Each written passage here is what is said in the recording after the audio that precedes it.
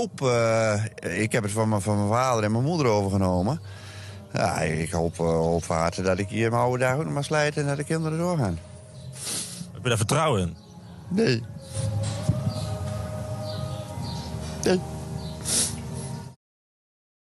Hi, I'm Nat, and I'm still in Mexico City. Behind me is the Palacio de Bellas Artes, or the Buse Arts Palace, which houses a lot of different exhibitions and is also a concert hall, and it dates back to the 1930s. But today I want to talk about the Dutch farmers, because that is quite a worrying situation.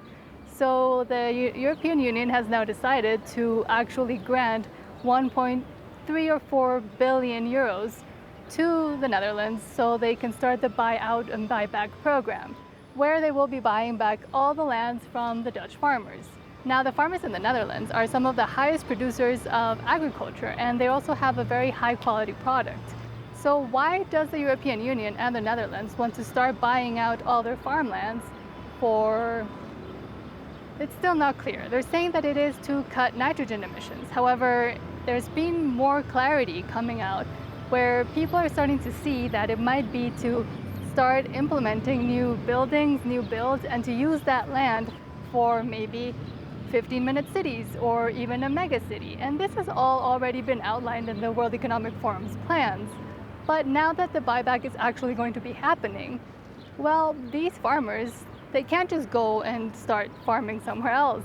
They're going to have to essentially stop farming, period, because what the Netherlands is going to be doing is telling them that they cannot go farm anywhere else either in the European Union. So they're essentially being banned from doing the one thing that they can do and that they can do very well.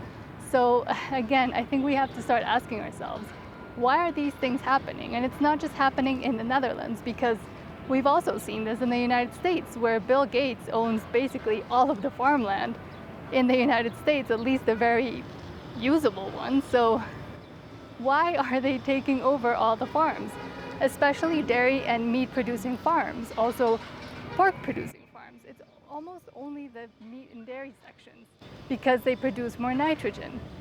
But now that it's all the farms, about 3,000 of the farmers in the Netherlands are going to be within this buyback program, and what's the plan to start gathering food? I mean, they'll have to start importing more food from outside, and that also spends a lot of carbon, for example.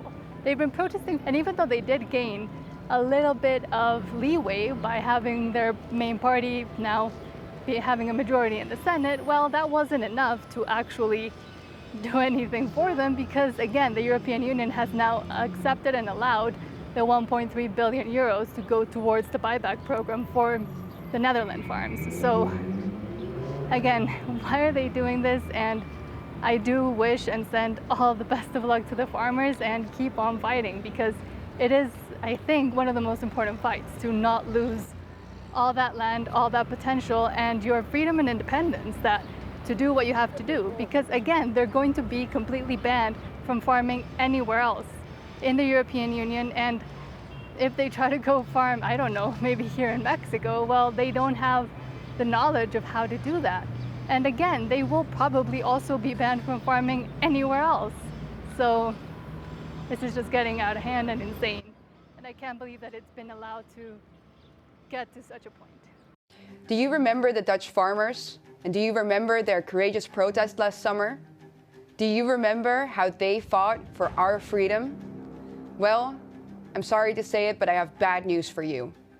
Our farmers are losing, and the Dutch government is winning the fight. They have doubled down on their plans to expropriate 3,000 farms before the year of 2030. They call it expropriation, I call it theft in the name of climate change. And how are they doing this? Well, they're waging a war of attrition against the farmers while simultaneously vilifying them continuously in the media. And that strategy has been proven to be very successful. Whenever I speak to our farmers now, I can tell that they are losing hope. And who could blame them? They've been badgered, intimidated, and vilified. They're afraid to be threatened, arrested, or even shot at again.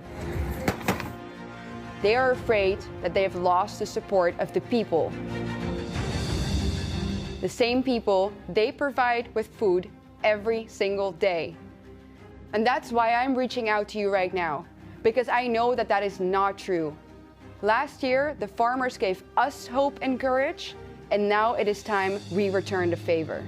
As civilians, we have to stand united with our farmers against the totalitarian forces who want to cut our food supply and take away our rights in order to control us. It is absolutely vital to let our farmers know that they do not stand alone. Let them know you'll support them if they decide to protest again. Let them know. Because remember, no farmers, no food.